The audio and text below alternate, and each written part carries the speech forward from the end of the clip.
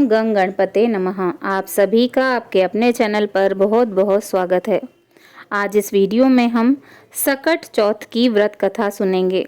सकट चौथ का व्रत तिलकुट चौथ के नाम से भी जाना जाता है। इस व्रत को महिलाएं अपनी संतान की लंबी आयु और उनके खुशहाल जीवन के लिए रखती हैं। साथ ही इस व्रत को करने से व्यक्ति की सारी मनोकामनाएं पूर्ण हो जाती हैं।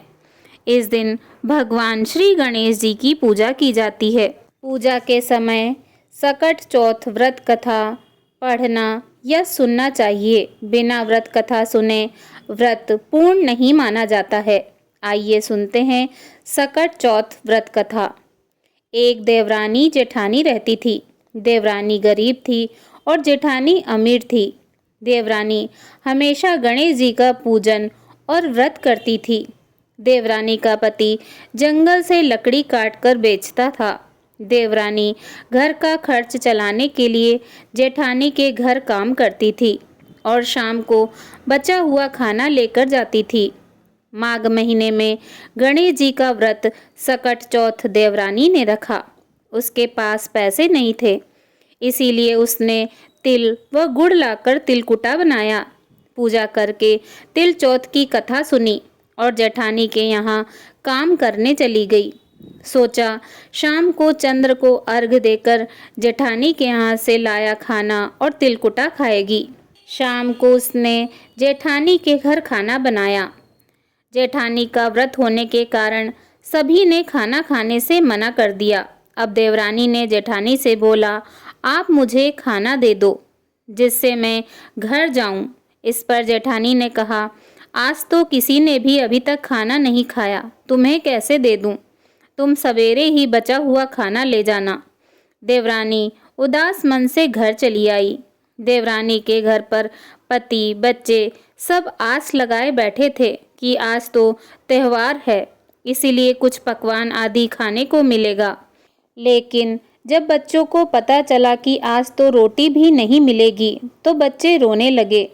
ये देखकर देवरानी के पति को गुस्सा आ गया और वह कहने लगा कि दिन भर काम करने के बाद भी 2 रोटियां नहीं ला सकती तो काम क्यों करती हो?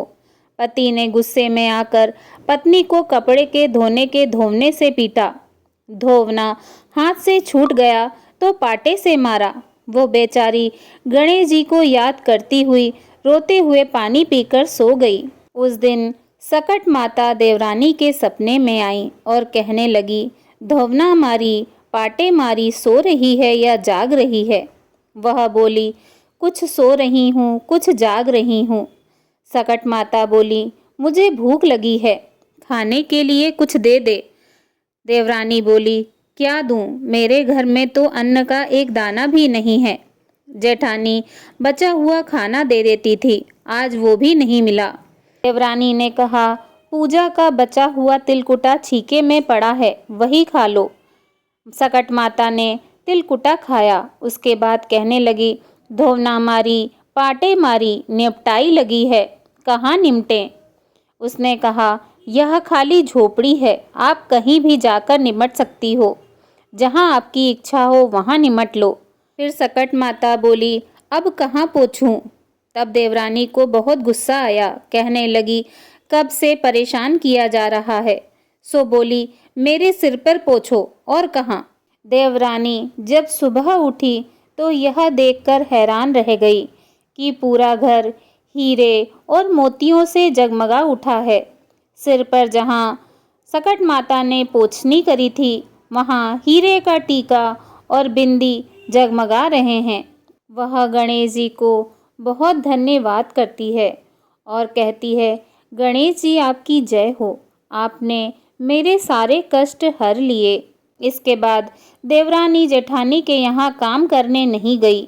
जेठानी ने कुछ देर तो राह देखी, फिर बच्चों को देवरानी को बुलाने भेजा। जेठानी ने सोचा कल खाना नहीं दिया था, इसीलिए शायद देवरानी बुरा मान गई हो। बच्चे बुलाने गए और बोले, चाची चलो, माँ ने बुलाया है। दुनिया में चाहे कोई मौका चूक जाए पर देवरानी जेठानी आपस में कहने का मौका नहीं छोड़ती। देवरानी ने कहा, बेटा, बहुत दिन तेरी माँ के यहाँ काम कर लिया। बच्चों ने घर जाकर माँ से कहा, माँ, चाची का घर तो हीरे मोतियों से जगमगा उठा है। जेठानी दौड़कर देवरानी के घर गई और पूछा कि यह सब कैसे हो गया। देवरानी ने जेठानी को सब बता दिया जो भी उसके साथ हुआ था। जेठानी के मन में लालच आ गया, वह घर आ गई। फिर जब पुनः सकट चौथ आई तो उसने व्रत रखा और उसने वैसा ही किया जैसा देवरानी के साथ हुआ था। उसने भी सकट चौथ के दिन तिलकुटा बनाया और उसे छीके पर रख दिया और अपने पति से कहने लगी, आप मुझे धोवने और पाटे से मारो। उसका पति बोला कि भली मानस, मैंने तो कभी तुम पर हाथ नहीं उठाया, मैं तुम्हें धोवने और पाटे से कैसे मार सकता हूँ। वह नहीं मानी और जिद करने लगी। मजबूरन पति को उसे मारना पड़ा। मार खाने के बाद उसने ढेर सारा घी डालकर चूरमा बनाया और उसे भी छीके पर रख दिया और सो गई। रात को सकट माता उसके भी सपने में आई और बोली, मुझे भूख लगी है, मैं क्या खाऊं। जेठानी ने कहा, आपके लिए छीके पर तिलकुटा रखा है और चूरमा भी रखा हुआ है, जो चाहें वो खा लो। सकट माता बोली, अब निपटाई लगी है, कहाँ निमटू। जेठानी बोली, मेरे इस महल में कहीं भी निपट लो। फिर उन्होंने बोला, अब मैं कहाँ पोंछूं। जेठानी बोली, कहीं भी पोंछ लो। सुबह जब जेठानी उठी तो उसने देखा कि चारों तरफ गंदगी ही गंदगी, बदबू ही बदबू फैली हुई है। चारों तरफ नरक ही नरक मचा हुआ है। उसने कहा, हे गणेश जी महाराज, ये आपने क्या किया। मुझसे रूठे और देवरानी पर टूटे। जेठानी ने घर की सफाई करने की बहुत कोशिश की, परंतु गंदगी और ज़्यादा फैलती गई। जेठानी के पति को मालूम चला तो वह भी बहुत गुस्सा हुआ और बोला, तेरे पास इतना सब कुछ होते हुए भी तेरा मन नहीं भरा। वह दौड़ी दौड़ी देवरानी के घर गई। उसने कहा, अरे मुझे तूने क्या बता दिया। मेरे यहाँ तो सकट माता नरक ही नरक, गंदगी ही गंदगी कर गई। तूने मुझे ऐसा क्या बताया। देवरानी ने कहा, बड़ी आई, मेरे तो नहीं था तो भगवान गणेश जी ने मेरे ऊपर कृपा करी। तेरे तो होते साथे तूने झूठा दिखावा किया, आडंबर किया, तो तेरी करनी का फल तुझे मिल गया। अब जा भगवान गणेश जी से क्षमा याचना कर, वो तेरे कष्ट जरूर दूर करेंगे। वह गणेश जी से अपनी भूल के लिए क्षमा याचना करती है। वह गणेश जी से मदद के लिए विनती करने लगती है। जेठानी बोली, मुझसे बड़ी भूल हुई, मुझे क्षमा करो। गणेश जी ने कहा, देवरानी से जलन के कारण जो तूने किया है उसी का फल तुझे मिला है। अब तू अपने धन में से आधा उसे देगी, तभी यह सब साफ होगा। उसने आधा धन तो बांट दिया, किंतु मोहरों की एक हांडी चूल्हे के नीचे गाड़ रखी थी। उसने सोचा किसी को पता नहीं चलेगा और उसने उस धन को नहीं बांटा। जेठानी ने गणेश जी से कहा, हे चौथ विनायक, अब तो अपना ये बिखराव समेटो। गणेश जी महाराज बोले, पहले चूल्हे के नीचे गाड़ी हुई मोहरे की हांडी और ताक पर रखी हुई सुई की भी पाती कर। इस प्रकार गणेश जी ने सुई जैसी छोटी चीज का भी बंटवारा करवा दिया। फिर उन्होंने अपनी माया समेटी। हे गणेश जी महाराज, जैसे आपने देवरानी पर कृपा करी वैसे सब पर करना। आपकी कहानी कहने वाले, सुनने वाले और हुकारा भरने वाले सब पर अपनी कृपा करना। परंतु जेठानी को जैसी सजा दी वैसे किसी को मत देना। हे गणेश जी महाराज, आपकी जय हो। हे सकट चौथ माता, आपकी जय हो। सब पर कृपा करना, सबकी संतान की रक्षा करना। गणेश जी महाराज, आपकी सदा ही जय हो। सकट चौथ की दूसरी व्रत कथा।